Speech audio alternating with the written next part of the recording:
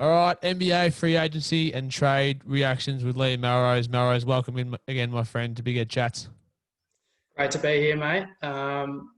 Like the AFL chat, there's a lot going on. A lot going on is true. What were your initial thoughts, my man? Because I, it's not the free agent sort of year that where there's superstars flying everywhere and there's max contracts getting chucked around, but I feel like it's almost one of the more important free agency periods because a lot of good teams have gotten better. Some really good role players have slotted into some really nice spots and, you know, making the league look really competitive next year. Yeah, I mean, like to build a championship team, you need strong role players, and I think that a number of teams think, that they've got themselves in the championship window. It's all about finding those guys that you can build around your superstars to try and build the best team you can. But yeah, as I was saying to you on the phone last night, it seems like there's a lot more movement than usual. Yeah, it was sort of like you'd get on your phone and it'd say you scroll through and there's NBA on ESPN, there's ESPN, and all those accounts you follow, and it felt like there was 15 blokes a day getting shipped around, whether it was trades, signings, or even some of those, Jason Tatum and Darren Fox and those guys getting off their rookie deals onto max contracts. There was just shit happening everywhere. And it just felt like more than usual. I don't know if it was because, usually with a free agency period, there's probably more, max contracts getting chucked around and there's, I don't know, less movement because they're more focused on two or three guys. But now there's sort of a core group of, a dozen players that teams are really after for specific needs, I think. Yeah, I think like as you say, like usually you've got your KDs going for a 4 year, 120 million sort of dollar deal, or like your LeBron going to the Lakers, or there's Kyrie or Russell, Westbrook going somewhere, and he may still go somewhere, but usually they're the guys that highlight free agency, and it's not guys like Gordon Hayward and Gallinari and Rondo and Harrell that are sort of at the top of the headlines. And there's a few guys in here that I think are pretty happy that they were free agents when they were, because there's some dudes getting paid probably more than even they would expect. Would you agree? Yeah, well, as I said to you before, Jay Crowder to Phoenix for $30 million, and Gordon Hayward, it's a good pickup, if he can get back to his best. But 4 years, 30-year-old, paying some serious coin to get him. You hope that for a team like Charlotte that hasn't seen a lot of success in recent years, you hope that it pays off. Even like Jordan Clarkson, 4 years, 52. Like, wow. I'm not sure if that's in a time as well where with COVID and everything and the salary cap remaining where it was for this year and not increasing. Yeah, there seems to be some expensive deals, but it's that sort of period this year where there's specific guys out there that teams need. Like the Lakers need, a Marcus Gasol and a Wesley Matthews is that perimeter shooter and defender. They needed Dennis Schroeder as that backup point and an upgrade from Rondo. So I don't know. It's gonna make the league a lot more even. Atlanta all of a sudden in the playoff push in the East, and Phoenix now have the pressure even more than they did after the bubble to be competitive in the West. So would you say it's creating a more even league for next year than we've ever seen before? Yeah, I feel like going into next season, even like this year, obviously, the season was cut short. But besides the Lakers and say the Clippers and the Bucks and teams like that, it sort of felt as though they were at the top, and then the rest was pretty even. And obviously, we saw Miami, stepped up and made the finals, which no one would have predicted going in. But yeah, I mean, there's no sort of like Kevin Durant, Steph Curry, Klay Thompson, Draymond Green sort of setups. We've sort of got, besides the Lakers, every team seems pretty. That there's stars on every team. There's no sort of team that's just packed full of stars, which, as you say, it makes it a lot more interesting. And as a fan, you know, you've got a whole season where you don't know what will happen. So what were your three free agent signings that you liked the most? Rondo to the Hawks Yep. at 7.5 million per season. I think that's what it was. A $15 million deal Yeah, over 2 2 years, years. 15. Assume it would be, the same per year each year. I think he's a really good backup.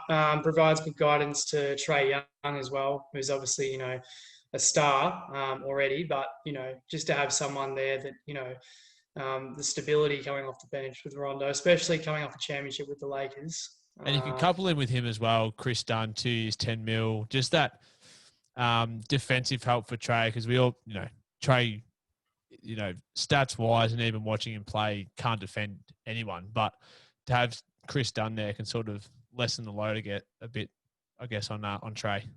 I think also with the Hawks, as they look to with this roster to push for a playoff position, bringing in someone like a Rondo who's just won a championship, he brings that that leadership that the franchise needs. Playoff Rondo, man, it's a real thing. Yeah, We just witnessed it again. It's a real thing. Yeah, no, very true. And another one. Look, as my second signing, I didn't put anyone. I just put a team, and it's the Lakers. Yep. Just to bring in Harrell, who's just won. Was it Sixth Man of the Year? Yep. So bring him in. I love how he's gone. Cross town to the Lakers. Juicy, that isn't it? It's going to increase the rivalry even more. And then, they bring in Wesley Matthews, who's strong off the bench, and obviously Marc Gasol. So, they just got deeper, the Lakers. And they haven't paid too much. Obviously, they were severely, stressed on the salary cap. So you get Wesley Matthews for 3.6. Marc Gasol was on minimal. Harrell's the guy you paid the most. But, their salary cap looks a little bit nicer now than probably what they thought, and then you trade for Schroeder too. So good signs. Well, see, like even Harrell, like 19 million over 2 years, like for a guy that's just won, best sixth man of the year, he could have commanded a lot more. So to get him for 19 million, that's pretty good. Yep, and just takes him away from the Clippers too, who are your biggest rivals in the West. Yeah, exactly. I feel like it hurts the Clippers for sure. I mean, a lot of people, think that the Clippers have still done all right, but. Yeah, do you feel like they upgraded with Ibaka? Because I feel like they lose Shamet and Harrell, but they get into Ibaka and Kennard. I'd say they've upgraded at both positions. Look, I think they probably have, but how old is Ibaka now? 30. Yeah, definitely 30 plus. I just feel like Harrell's probably more in his prime as opposed to. I think what you see in this free agency we may have seen his best, but yeah. Then again, I think then again, like he did win a championship with Kawhi. So to bring them back together, that does help. I think you're seeing a little bit now with this off-season period is maybe teams going for a bit more of fit than say value. So if you look at the Sixers, they get in Seth Curry and Danny Green and Terrence Ferguson, and you'd probably say giving up Josh Richardson and a few of the other guys that they lost, you might say they've lost in terms of talent, but they've got fit, and that's going to be beneficial for them on court. So I think that's the road the Clippers have gone down. So you lose Harrell, but you couldn't play him down the stretch in the playoffs anyway, and that showed. And Doc Rivers played that lineup till the death, and it cost them in the end. So I feel like they get Ibaka who fits their style a bit more, and then you get Kennard who can sort of do a little bit of everything as well. Yeah, no, I think they'll still be a great side. Definitely will be, at the top end of the West. But yeah, I think it's a great get by the Lakers. Yep. Number 3. I mean, yeah, probably Serge Ibaka to the Clippers, just because, like, I don't think that it's an amazing signing. Like, it's not something you look at and you go like, whoa, like, I'm in disbelief, or that's just this whole seriously period, excited. That's just the whole off-season period. You're sort of like, Joe Harris signs for 4 years 75 for Brooklyn, and it shows up on Instagram, and I'm like, yeah, but it's not blowing my mind. Well, so I remember when Joe Harris was playing for Cleveland, and he was struggling to even get on the floor. And then you see that, and you're like, okay. What about who did you mention Um, pre-show? You but mentioned no, Van back Vliet. into the Yeah, I was gonna say, who did you mention pre-show? Van Vliet. He like undrafted now. He's 4 year 85 million. Like cash, man. That's a bag. yeah. Well, it's true. Like you look at these guys, and someone that's played a lot of 2K. You see these guys where you look to see where they were drafted, undrafted, or you'll hear Doris Burke, with her special commentary, and she sort of always brings out the Van Vliet, when undrafted and blah blah blah. Yeah, in case you didn't know, Fred Yeah. VanVleet was undrafted, so he wasn't drafted in the draft. Yeah, and it's like every time you play Toronto, you hear it. So yeah, it's like Scott Pendlebury. In case you didn't know, he was a basketballer before he played basketball. Just in case you didn't know that. Yeah, he's got that basketball spatial awareness. But no, Ibaka to the Clippers, as I said before, teaming him up with Kawhi again, they won a championship. And, obviously it wasn't just those two, but it's a good combination to have. And especially if you lose Harrell, to bring in Ibaka, it's not a bad replacement. Yeah, and that couple, Ibaka and Leonard, brought us one of the funnier videos we've seen in the back of the car. What it do, baby? Social media took off after that. All right, my three. I think. So you mentioned Rondo and I chucked in Dunn there as well. So got to mention Danilo Gallinari too. Just provides a scoring option for Atlanta. Take the pressure off Trey a little bit. On a good contract. So like that for the Hawks. Just puts him in contention in the East straight away, at least a playoff team. So hopefully the young guys take another step, because that's the biggest challenge for them now is, guys like Cam Reddish taking that step and becoming really, really good players, in crunch time minutes, especially come the playoffs. So Gallinari for me, for Atlanta. I know you mentioned him before, but he's on 3 years, 30 million, Jay Crowder to Phoenix, but I think I like the fit, just the fit in terms of his toughness, defense, can shoot the three, sort of just the 3-and-D guy that just seems to fly around the league and just keeps getting put on good teams. Like he just, everywhere he goes, he seems to be on a playoff team that's making sort of, the second round conference finals. He's on Miami this year. They made the finals. So I think he provides a bit of toughness to Phoenix that, along with Chris Paul, is going to make them really dangerous. And then let's go with that boy, Joe Harris. Let's go with Joe Harris to Brooklyn. Re-signing there. 4 years, 75 million. Every Brooklyn fan I follow on Twitter loves Joe Harris, and they refused to let him go. They said sign him for whatever he wants. So he feels a need for them in terms of shooting, surrounding Kevin Durant and Kyrie Irving. Doesn't demand a lot of the ball as those other two do, but spot up shooter, okay defender. So those are my three, Melrose. Not names that jump off the page, but they're enough. Yeah, I do. The Joe Harris to Brooklyn. He is a good fit. I mean, sorry, not two. Well, he was playing for Brooklyn already, wasn't he? Yeah, just the re-signing. Yeah. So no, it's a good fit, especially with Durant and Irving. Assuming that they're fit, he slots in there well. Because I think that's what Brooklyn have done well this whole offseason is just get guys that don't need a lot of the ball but can be impactful for you when it's a classic. When LeBron gives the ball to you with 2 seconds left in the shot clock and you just have to heap a three. That's a similar type deal with KD and Kyrie. There's going to be times where, Landry Shamet, Bruce Brown and Harris and these guys are going to be in the corner, late shot clock. Here's the ball, you shoot it. And they're three good guys that you can rely on to be impactful and make big shots in the playoffs too, I think, which is what you really need if you're a role player on these championship teams. And they suit the Steve Nash style as well. run and gun. I think they're going to be super high octane offense next I'm season. keen to see how they, how he runs the team. Whether they're run and gun, or, what style they go with. I wonder, I wonder how much of what Houston were doing was Mike D'Antoni's idea, or if it was more Daryl Morey.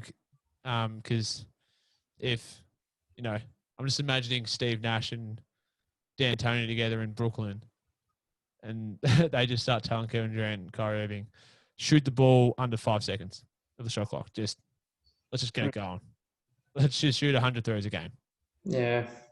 I don't know. It'd be interesting to see how it goes because we haven't seen him and KD play together yet. So yeah, I'm keen to see because I feel like KD is a very laid back type, but Irving is very, I need the ball. I have to be the best. So yeah.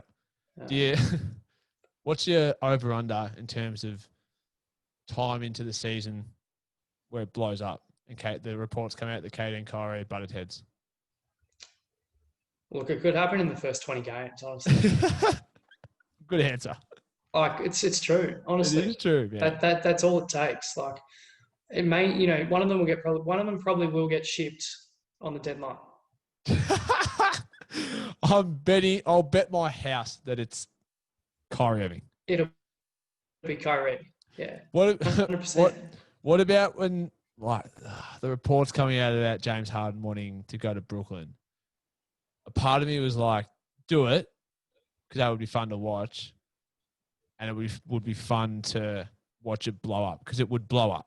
There is no way that I'd give KD, he deserves some respect in terms of being able to play with star players. He's done it in Golden State. They've won 2 championships, went to 3 finals, so he can do it. I'm not trusting Kyrie Irving and James Harden to do it though.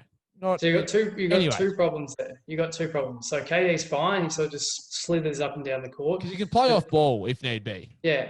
So as I said, he'll just slither up and down. That's all he'll do. Just go up and down. Then you got Harden, who wants to take every single shot and take about 50 free throws a game. And then you've got Kyrie, who wants the ball in hand all the time, but also loves to run the shot clock down to 0 and then do some crazy layup. So, and then works 2 ways. And then SportsCenter show the 1 in 8 times that it comes off for Kyrie, but don't show the 12 of 35 shooting he also put up while he was at it. And then you got your man, Joe Harris, on the wing that won't touch the ball at all. And then he's going to get pissed off because he won't get the ball at all. Because why would he get it if James Harden, KD, and Kyrie are on the same team? A part of me was like, don't you dare. No, a part of me was like, do it because it'll be fun to watch. And then I also want to watch it blow up. Like that's the bad side of me. Yeah. I mean, it would provide some good entertainment, but at the same time, like it'd be more, I feel, for the wrong reasons as opposed to, good basketball. I feel like we'd be seeing some terrible chemistry. Oh, terrible. It would. I think Steve Nash should be able to let it keep it together for longer than most, but eventually go. Because they all train together in the off season. Harden saying, okay, I'll sacrifice some of my game in order to win a championship. They say all these things, but when it really comes down to it, not many actually can do it. It'll get to the point where you have to sacrifice, and Harden will say, oh, fuck that, I want the ball. Because that's just, they're competitive people. So that's just who they are. So they can say all these things in the off season, but the actual chances of it happening are so slim because in the end, it come crunch time, KD is going to want the ball, Kyrie wants the ball, and Harden wants the ball. So, I don't know, it can't work.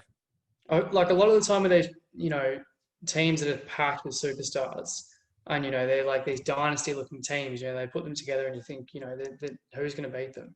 A lot of the time, they're the ones that don't actually do well because there's no chemistry on the court, and that's where these teams like in free agency that we're seeing now, where they pack their teams full of role players to go with, the couple of superstars they have, tend to be better off because everyone knows their role. But if you've got 5 guys and you're starting 5 that are all, elite level NBA players, it can go pear-shaped a lot of the time. That's why Golden State was so good because you had You had Draymond who could facilitate, but also Steph that could facilitate as well. And then Steph, Clay, and KD can all play off ball. Clay especially plays only off ball. Mm. So he's a 20 points a night scorer. KD and Steph is sort of 25 to 30. And they can all not have the ball and still be really effective. So there's a reason that it worked so well, even though they had 4 All-Stars and, 3 guys that scored 20 plus. And that's the reason why that Brooklyn thing wouldn't work, I don't think. Speaking of Brooklyn, I think one of the better trades, and it worked for both sides in the end, but I'm going to focus on the Brooklyn side of it, is Landry Shamet getting to Brooklyn, and then the Luke Kennard getting to the Clippers as well. So I like Shamet to Brooklyn because, as I said before, he just fits the need for Brooklyn really well. Has played some big games already, so knows what it's about. And is a really good 3-point shooter, and that's really all he's there to do. So he was that's one of my better trades of the off season so far. Yeah, well, you're pretty big on Shamet to the Nets. You've spoken about it a bit. I like it. I like it. Yeah, I mean, like as I said, it's like the same as what I said before. Strong role players is what's gonna get you all the way to the finals. And yeah, him and I mean, it's a good trade because as you said, Kennard to the Clippers and Detroit didn't really get anyone, but I mean, Detroit just got Shamet to the extra first round pick really, and Rodney McGruder, I guess. But yeah. But Detroit are not in a position where they're going to be probably challenging for a title in the next season or two. So it works out. Yeah, and then I think following on from that, this is my second best trade. So there's some big ones in there, but I think Dennis Schroeder to the Lakers, gave up Danny Green and rights to pick 28. So didn't give up a whole heap. I mean, Danny Green's no scrub. You don't want to lose him for not much. But getting Dennis back definitely fills a specific spot. An upgrade on Rondo. Second, top scorer off the bench. Last season, and then followed by Harrell, who was second. So yeah, fits a need for the Lakers and is an upgrade at the position. So it just means I think that don't have to rely on LeBron to facilitate all game.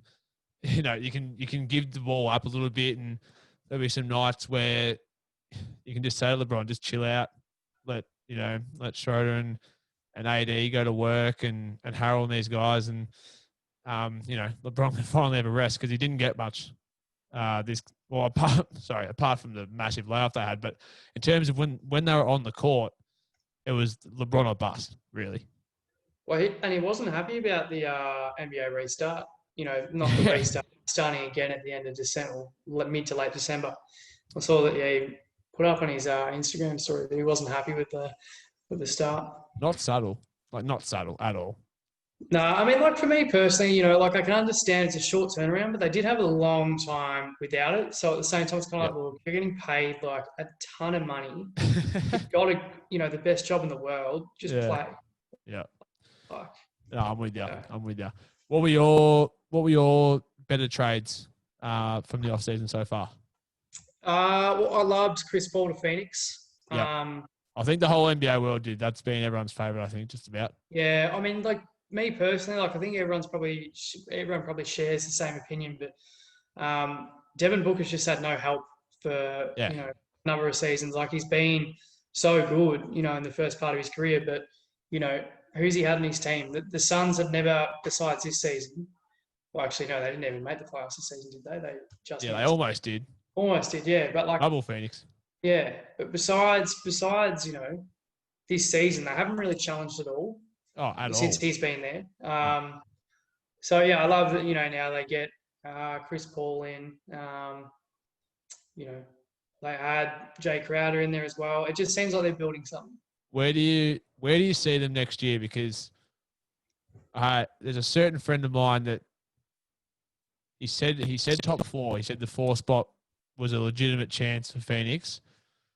I haven't quite bought into that yet. I'm probably thinking a 6 or 7. The West is just stacked. But where do you see them? Because if they stay healthy, it's playoffs or bust, no doubt. And I think with Chris Paul, you can as an extra couple wins, no doubt, which will be important in the West, and that's why I can see sort of a 6 seed. Look, I'll say anywhere from 5 to 8. But yeah, I think that's wouldn't be general surprised. consensus. They should. I think that's general They consensus. should make it. They should make it, but I wouldn't be surprised if it's they just miss or something in the 9th seed. So if they get hit with a couple of injuries, Yeah. Especially to guys like Booker or Paul, suddenly they're just outside and But as I said, I wouldn't expect them to finish any higher than 5th. Yeah. And any lower than 10th. So they're in that sort of middle bracket. Well, because you got to think as well. So Chris Paul took the OKC to the 6th seed. 6th? 6th. Yeah. Let's roll with that. 6th seed and with Shai Gilgeous-Alexander, who is a really good player, but Booker's an upgrade, no doubt, alongside Chris Paul. And then you've got, DeAndre Ayton at the center, who's just getting better every season. And no doubt with Chris Paul will just get better and better, especially in the pick and roll. And you hope that his defense continues to improve. And then you get guys like Jay Crowder in there. So it's a upgrade. It's a rich man's version of OKC from this year, I think. So there's no reason why they shouldn't expect to be 6 or above, even 5 and above. Like that should be the expectation, I think. And I think that's the expectation the book would have, no doubt, because he's in that period now where it's like, all right, let's start playing playoff games, winning series, and really seeing how far he can go by himself, but alongside Chris Paul as well. Another trade you liked?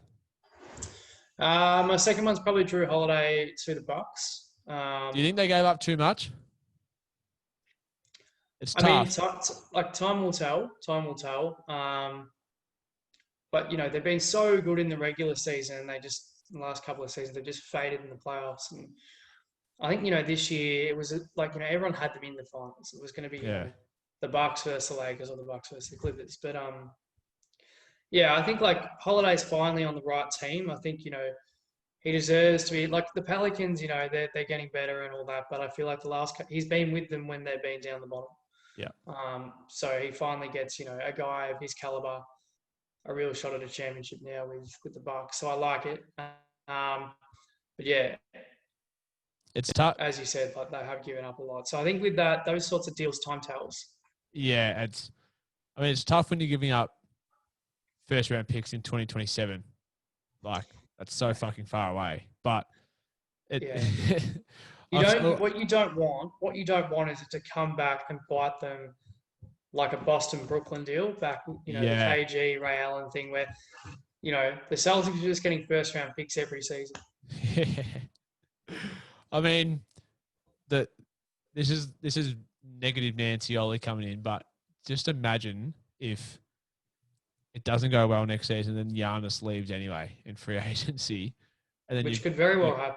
Yeah, and you have given away your future, especially in the short term, and the long term. Yeah, you've given away your future to try and get that right roster now for him, which you have to do in the NBA. Unfortunately, you just got to. While you've got the player there, you have to do everything you can to fill the roster with the right players, and that's what they've done. But I mean, when you're giving up 2 first-round picks and a couple of pick swaps and a bunch of players as well, I mean, it's risky business, but it has to be done. But do you see there seems to be I've listened to Ryan Russillo talk about it on Bill Simmons' podcast, and he was saying there's a clear division between sort of players and front office as well, which I don't feel like there's as much of that in the AFL. I mean, Collingwood proved me wrong this year, but you know what I mean? Like there sort of seems to be so much the front office is saying, right, we're going to do this because Giannis might leave. I mean, is there conversations with Giannis around, what he wants and what his future might hold at all? I'm assuming there has to be. I think there would be, but I think with the NBA, what you don't realise is a mate actually said to me the other day, he goes, there's so much going on in the NBA, like as we said at the start of the episode, there's so much movement, but there's just so much more money being thrown around. Mm. As the AFL, they've got their own, salary of their own. So, high hundreds to $1 million a year, that's big money in the AFL. But in the NBA, when you're throwing around, multiple millions a season, Yeah. I mean, I don't know, but it seems a lot more like they often say that, the player has to agree to a trade or agree to a move. But I don't know, like you still look at the NBA and you still think like, I reckon players are still getting shipped around without being told. Yeah, so do they say that? Do you have to agree to a trade in the NBA? Well, a lot of the contracts are, like they put no trade clauses in there, but Yeah. I don't know, unless like that's in there, it's basically free game. Just they can fucking trade you wherever. well, because like the AFL, they throw in like, like in the NBA or like in American sports, we can only trade a player if they agree to it. I heard them say that in the AFL. I'm thinking, yeah, I don't know about that. Look at this last season. Players just get like, how would you be if you were, Trevor Ariza just getting thrown around, Ricky Rubio, tossed. I think Ariza is officially the most traded player in the NBA. He's been thrown around about 3-4 times. It's like he's his own worst enemy because he's a perfect 3-and-D guy in the NBA, even as he's getting older. So like he's still wanted, but he's easily shipped as well for anything really. If a team needs to clear space or whatever to get someone in, he's probably the first to go. But then teams still want him.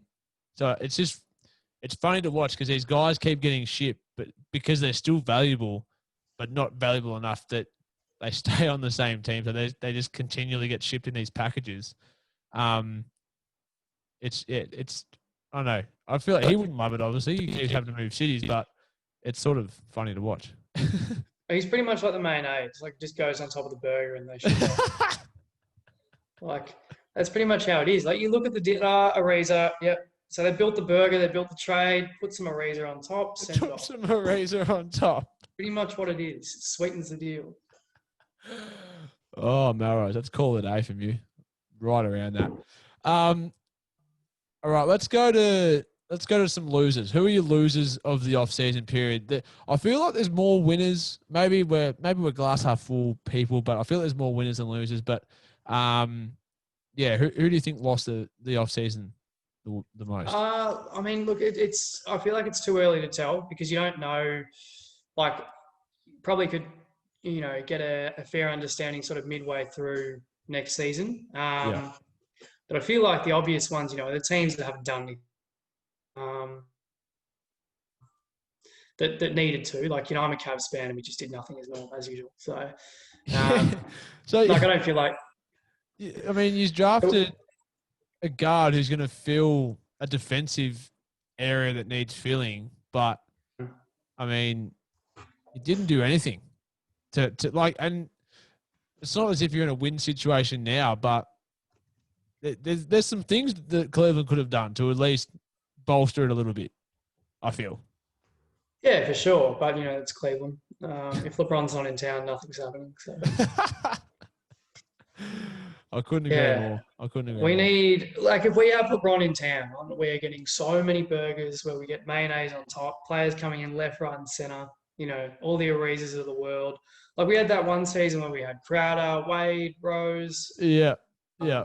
Literally, everything. Instead every now player and their dog. Instead now it's poor Isaac Okoro just basically thrown in there and said, you defend the best player on the opposition's team every night. And Colin Sexton's going to take the ball and Darius Garland's going to take 1 million shots and they're not going to win any games. And JaVale McGee is going to end up on Shackleton forward. Cleveland. So. Oh, and Kevin Love's still there. Like, what the fuck are they doing with Kevin Love? What is, like... I even forget he's on the team. He's been in trade talks for 2.5 years and nothing's happened. I mean, I think he's sort of enjoying himself, sort of, lives in Ohio and some serious coin, just sits back. Does anyone love living in Ohio, though? Is that when you're being paid that much to live there, I think you'll take it. But in all seriousness, my losers look probably, um, you know, Golden State's a big one. Yeah, and not of their own doing, but they've just all the good luck that Yeah, they had, and they not that was the reason they won championships, but they had a lot of good luck throughout their stretch of winning championships, and it's run out. yeah. I think they're unlucky there. I don't know whether they would have won the chip next season, but they would have pushed. Yeah, and I was so excited to watch it. I was just so excited to see, you know, almost the rejuvenated Warriors and see what they could do with some new role players around, see what Steph was going to return like, and Clay coming back and breaking all types of records. And you can't, and it sucks. Well, I mean, as a Cleveland fan, like I'm not a massive fan of the Warriors, but like to be fair, you can't not like watching the Splash Brothers. Like the two of them, when they're both on, they're both hitting threes. It's fun to watch. So Yeah, nothing like watching their packed yeah, that sucks for arena. Clay. So hopefully, yeah. Yeah. Yeah, well, especially in that new arena now as well. Yeah, I mean, pack that out, and it's fun to watch with Steph doing his shimmy, which I'm sure you hate, but I like it a little Crazy thing is, like, I've actually got his shoes. Yeah, you do actually. It's quite strange, yeah, because we I think compare at the you time, to him. Well, when I first got them, it was before the whole, Cleveland Golden State rivalry started. It was like that season before. Yeah, yeah. When he really sort of like climbed into everyone's, heads as a, and it was like, I love this guy. Yeah. And then it was, Golden State versus Cleveland. Suddenly it was like, no, I wear your shoes, but no. I was gonna say we compare you to him playing down at MSAC. It's the further you are from the 3-point line, like the better you shoot it. If you're on the line shooting a normal three, I don't like it as much as when you're 4 feet back and just heaving him. Yeah, I think the reason that more go in from further back is because you've got less pressure. So yeah, that's the reason I take him from further back. So you're a mix between Steph Curry and Travis Cloak, like like him from further out. Yeah, well, because you just don't have that guy. Like a lot of teams are lazy and they'll set up in a zone. So they're in their spots. Like it's like it's a chessboard, and they've got to be in their certain spot, and they're stuck to it. It's like they're cemented into the ground at the top of the key. So if you pull up to a wing, you've got by the time he gets there, if you're a couple of feet back, got all the time in the world. So and I reckon, do you just extend that arm just a bit more fluently than you do at a normal 3-point line? Like, do you sort of shoot it properly? Not that you don't shoot it properly from the three, but like, do you almost follow through a bit more? I don't know. I just I've just always been a 3-point shooter. So I don't know. It's like as you get older, you just go further back. I've probably reached my limit now, but I don't know. It's just, as I said, I think because I don't try and do it. I just take threes from further back. But as I said, I think like what it comes down to is it's just I've got that extra space. Yeah. I'd say that's why, but yeah. It's quickly turned into the Liam Melrose podcast, and I love it. Oh, well, this is you're asking the questions, so. But I'll get back to the serious stuff, the real basketball of the world. Yeah. Probably. Like I like, as I said earlier, Gordon Hayward going to the Hornets, but that's some serious money. And it kind of came from nowhere. Do you almost reckon like Hayward it's like it's been offered and he's like, yeah, I mean, I'll have that. I mean, you guys like Charlotte suck, but yeah, I'll have 4 years, 120 million, and then just signed it really quick before they can fucking change their mind, and then off he heads to Charlotte. He'll look good at least. I love their uniforms. So yeah, but it's I mean I love Gordon Hayward, and he's only 30, and I mean his stats from last year, he put up 7.5 points, nearly 7 rebounds, 4 assists on 50, 38, 85% splits, which is pretty good. But then he gets injured in the playoffs again, and I just don't know where his confidence is at with his body and if he can consistently be there. So, I mean, it'll be fun to watch because, Utah Gordon Hayward was a stud. So I'm keen to see him sort of get back to having the ball a lot more often and see if that, gets him back to a bit of that play and, the confidence is back in his body especially. But it's a lot of money. It's a lot of money. Yeah, it is. I mean, and I think, as you say, like it'll be interesting to see what happens. But I think ever since that injury, he hasn't been the same, which is sort of, I guess, makes sense, but it's as shit as it is. But it'll be interesting. But if you can get back to that Utah Gordon Hayward, then it'll be great. One of the unluckier players in NBA history, that's for Oh, sure. I still remember that big injury with Can't forget it. Opening night. Like, for a guy that is a very good player and an all-star in the league, you wouldn't expect this, but it was almost a, where were you when this happened moment, I think. Like, I can remember specifically where I was, what I was doing, who I was with. Clear as day. When was it? What year?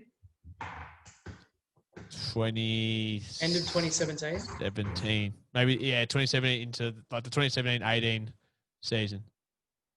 Yeah. I can remember where I was exactly. And you will love this. It was in a Bridget McCarthy, some sort of journalism writing class. Oh, you're kidding? Yeah, sort of snuck into the corner.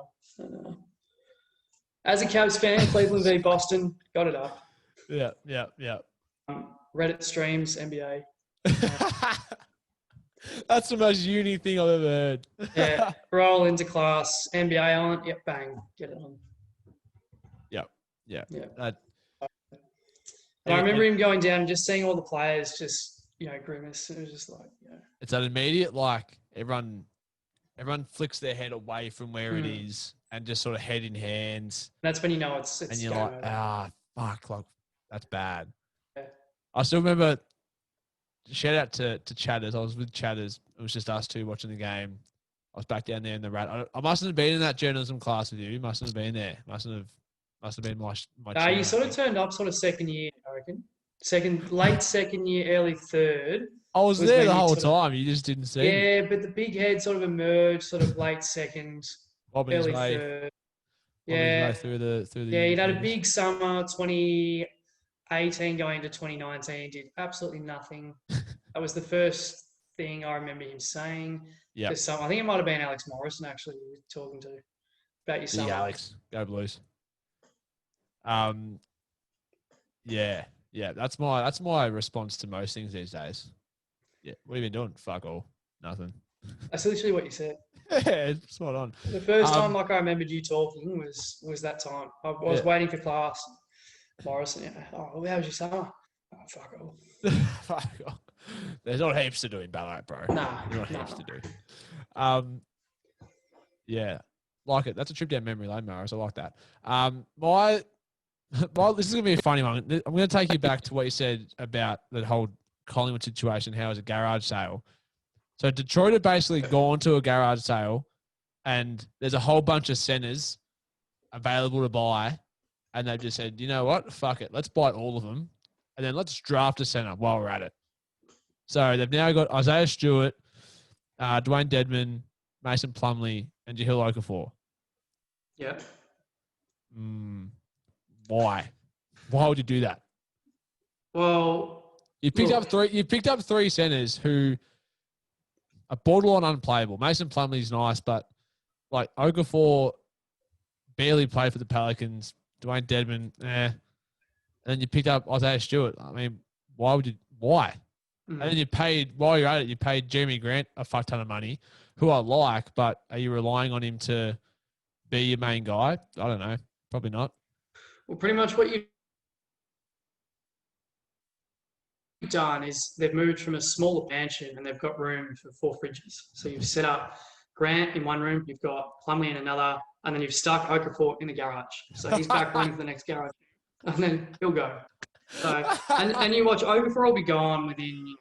He'll be that one that gets waived. Yeah. So he'll just get put on the hard rubbish. So Yeah.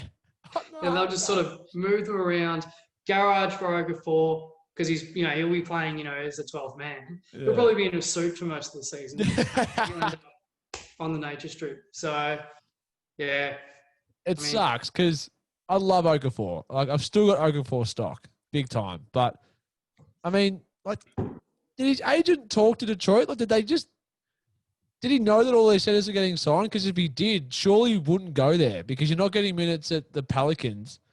So why the fuck would you go there? Was there just a miscommunication there? Because are these player agents and players not talking to the team that they're going to about, oh, who else are you signing? Like, do some fucking research. Otherwise, you're going to get stuck with 4 centers on the same team.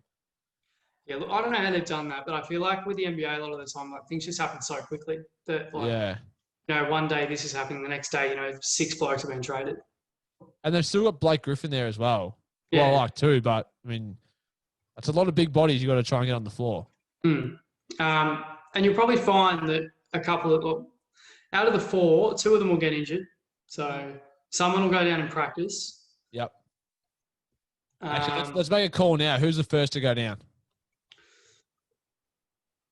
Okafor is gone. Like he's either waived or injured. He's on the, like he's in the hard rubbish. He's the fridge that won't work. He's paying $1.10 to be out the door in the first 30 games. Look, I just feel like, yeah, with so many, like as you said, I think he's still got upside.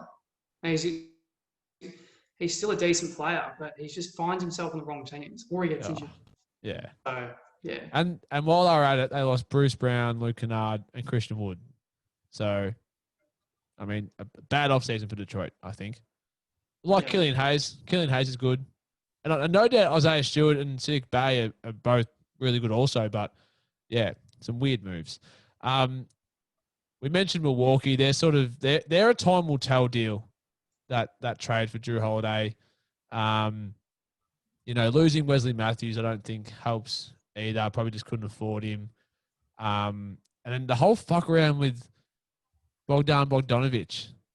I mean, does that hurt the sort of the culture a little bit? Is that a true law situation where it might dent the culture of the Bucks a little bit? Well, I think it dents the culture because he was never there. So, I mean, for DiVincenzo, DiVincenzo was traded. Now all of a sudden he's back and has to go play for Milwaukee. Yeah. On that side of the card, not necessarily because it wasn't his choice. So, yeah. But as a different set of circumstances. But yeah, no, I don't know. Bogdanovic said he didn't want to play for the Bucks, which is bizarre. I would have thought that'd be. Yeah, I'm imagining his role would have been pretty nice on the Bucks. I mean, I'd go there. Plenty of touches. Giannis draws 4 plays to him on every play. I mean, you're getting open looks. I mean, I love Bobby Portis. I love that signing. I'm a big Bobby Portis fan. And DJ Augustine's nice. So there are time will tell in terms of, with what they've given up picks wise. That's a lot of their future, which I think a lot of people are a bit iffy about. But I mean, if it keeps Giannis in town and wins him a championship, then all's forgiven. As I said, it's a thing with the NBA. A lot of the times, it's the same with anything, but the NBA especially, it's real sort of time will tell, especially when you're throwing in, 2027 first round picks and 2025. That's so far away, man. That's so far away. 7 years. We're going to nearly be 30 by the time that rolls around. Yeah, exactly. So, fuck. All right. What about some winners? Who are your 2 biggest winners team wise from the off season? Well, for me, number one's the Lakers. They win. That's everyone's pick. Yeah, no. So they win the championship, field roles, without giving up too much. A lot of the time, championship teams will lose those key role players in any sport. It's the same thing, like AFL teams as well. You'll often find that key players will go just, because there's better offers and more money being thrown around. But the Lakers, I feel like, yes, they've lost a few guys. They've lost Danny Green, JaVale McGee, Rondo, Avery Bradley, Dwight Howard. But they bring in, as we said earlier, Harrell, Matthews, Gasol, Schroeder. who, yeah, to me are great fits, and if not, even upgrades on what they had. So Yeah. you bring them in, and then my other one would probably be Phoenix. Just Yeah. as I said earlier, finally now they've got a team that looks as though, their backcourt is arguably the best in the league with Chris Paul and Devin Booker. And I'm keen to see what Booker can do. I'd love to see him in the playoffs. So Yeah. it looks as though they've set themselves up well. I think I'll add to that. So we've mentioned a lot of that. So, Atlanta's a winner. I think the Clippers have probably broken even in terms of what they've done. So yeah, there's some people saying they fucked up the trade period and that, but I think they've broken even. I think they've got the investment back. They've got the $5 bet back on the same game multi. They've done okay. So and got some money back. The $5 bonus. They've got 4 ticks, Yep. which is what I often say. And then Brooklyn obviously did okay. I think two of the underrated ones that could prove could make the teams look really good later in the season is Portland and Philly. So Portland get Robert Covington and they re-sign Rodney Hood. So get those wing presence that they've never really had. It's Dame and CJ and then a couple of whoever's and then, Yusuf Nurkic at the center. So I think they finally get those 3-and-D guys that can provide some offense, but also cover CJ and Dame on the defensive end. So I like what Portland did. I think that, puts it back into contention, and hopefully injuries permitting, I could see a top 4, no doubt, if Dame sticks on this path that he's on, and keeps going north. So I like Portland. And then Philly, I mean, Daryl Morey's came in, just gone whack and then just surrounded Ben and Joel Embiid with shooters. Got rid of Horford, got rid of Richardson, who just didn't really fit. Gets in Danny Green, Seth Curry, Terrence Ferguson's nice as well. So get some role players in that are actually good around Ben Simmons and Joel Embiid, which hopefully I would love to see that work, and then everyone can see the real dominance of that pairing, because everyone was very quick to say one of them needs to be traded, and I was never about that. Yeah, like you got to keep them together, but yeah, I don't know. Like they're both, Simmons really needs a jump shot. I was talking to Ned about this today. Some of these guys in the league, how can you not shoot? I don't understand that. So fine if coming up you didn't extend that range enough. But how have you got to the league now where it is your full-time job to be a good basketball player and you somehow manage to still not have a jump shot? I mean, if you're Ben, keep working all the things that you're good at, because he's really, really, really good at other areas. But fucking get a jump shot, man. Yeah. It seems simple to me. Like, get a jump shot. Like, for me, I'll use me as an example. I'm not very fast in the first 5 to 10 meters, sprinting wise. So I've been doing sprinting work because, I'm not good at it. So get better. Am I just yelling now, or do you agree with me? No, I've always agreed. It's big guys like, say, Shaq, for example, could never shoot a free throw. I don't really get it because, you literally, as you say, it's their full-time job. They're in the gym every day of every week, So I don't really understand why you can't learn how to shoot a three. They say they don't know how to hold the ball. Well, it's almost like Kyrie Irving saying, I don't know if the world, is a circle or is flat.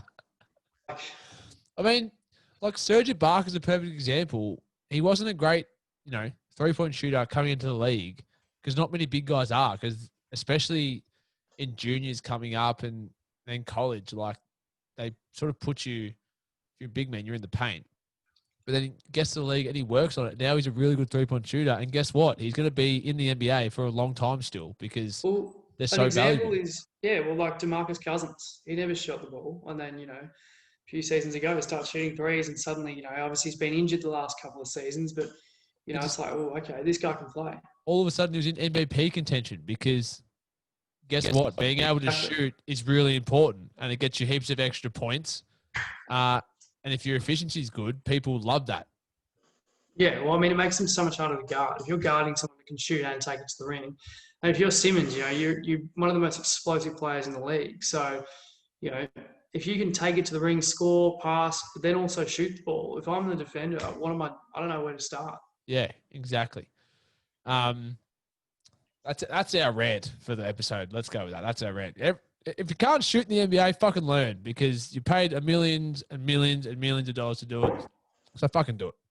Yeah, no, I agree. Pelicans, Melrose, just quietly, in terms of picks wise, the Pelicans and the Thunder have got a lot of picks coming up, like a lot. The Pelicans have just got a whole bunch of firsts now between now and 2027, thanks to the AD and Drew Holiday deals. And, you know, with the guys they've got, the young core they've got, that's exciting. Yeah, I mean, I feel like some of them may get traded, but yeah, there's a good I can see that. They've got a plethora of you know, picks to use, whether they use them or trade them, but regardless, you know, first round picks, if they're going to trade them, they're going to get something good. So they're in a very good position with the guys that are, you know, they've got on their team now. Zion's going to be, you know, a superstar, and you know, they're just going to, you know, keep getting better. Well, Melrose, I don't think we can talk any more NBA. I think we've done it all. My 4-page research is finally done. I mean, there's a few extensions we should probably mention. So, Brandon Ingram, Bam Adebayo, Donovan Mitchell, Darren Fox, and Jason Tatum all got a bag. So, probably congrats to them first. And I'm excited to see what, especially guys like what, you know, Bam Adebayo can do, because it's a lot of coin. Well, it's a lot of coin. You look at these guys and you go, well, you know, you've already been on a ton of coin. So what do you do with this? Buy another 10 cars, 5 houses. Jason Tatum's 22, man. He's 22. I know. Like 5 years, 195. Come on. 190. Yeah, it's crazy. Fuck. That sucks, man. I mean, you know, when you see rich people and you're kind of like, fuck you. Fuck your success. Give me that money. You sort of look at your bank account and you see these sort of figures, and you look at your own bank account, you sort of go, there's just no hope. Here's a question. So you know how we all have our banking apps, and you log in and you can see your balance. Do they have banking apps? Like, do they get in their, do they get paid, say, monthly, and like a couple of mil goes in? Is that like, do they do that? Like, I would love to see, does LeBron have a banking app that he logs into and you can see his balance? I'd love to. It's actually a very good question. I've never thought about that, but like, how normal are they? Are they as normal as we are when it comes to things like that? I don't reckon that it goes to them. I reckon it goes to their agent or someone that have some sort of banker that would sort their money. Yeah. And because the smarter ones would have it, in, shares and, have, investments and things like that. So they'd have all sorts of funds and things. And I feel like, I don't reckon it would go to them. I reckon it would go to someone who would then forward cash onto their personal accounts. Yep. And then they'd get that. That's what I'm thinking. And like, they've all got property and investments and stuff. Got their money's in other things. But if we ever get an NBA player on our podcast, that is the first thing I'm asking them. Do you have a banking app that you can check your balance? How does your money work, man? Because that's so much. Yeah. Well, Torian Prince, however you say it. Yeah. A big fan of the On the Pine basketball stories. So hopefully he can find his way onto the podcast. Keep liking those posts, brother. Keep getting on it. Well, Melrose, thanks for joining me, mate. It's been great to have you. We're getting the On the Pine podcast up, knock on wood, Monday next week. So looking forward to that. It's a big special guest on. So they're On the Pine pod after How many months? 8, 9? Last one was probably in February, I think. So And now we're back. So looking forward to it, mate. Looking forward to chatting to you then. And enjoy your weekend, my friend, whenever it comes around. cheers, mate.